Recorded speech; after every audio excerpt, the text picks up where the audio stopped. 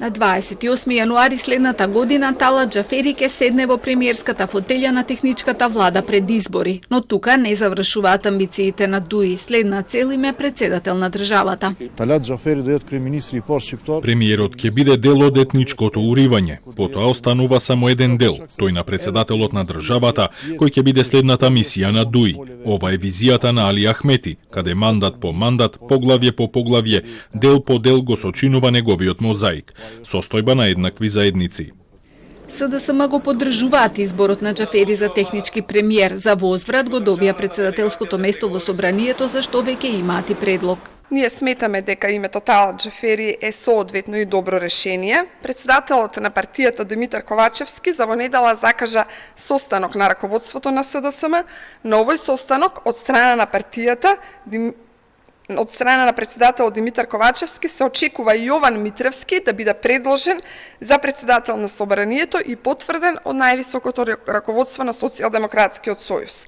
Од ВМРО ДПМН реагира дека Џафери нема никаков легитимитет да биде технички премиер. СДС откако го инсталираше Димитар Ковачевски без избори, сега го инсталира Талат Џафери за премиер и тоа само по одлука на Мала Речица.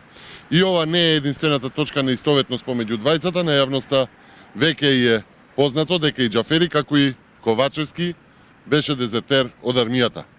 Деспотот од Форино, почитувани, е лик познат во јавноста од неговите кршења на закони и процедури до снимките со неговите сочни пцости и испади, што никако не е материјал за премиер на држава како Македонија во криза. Од оваа партија допрва ќе одлучуваат дали ќе учествуваат во техничката влада и ако да, со кои кадри. Алијанса за албанците пак на ова гледаат како на успех на албанците. За нас е символика ова, секако ќе го поддржиме ова.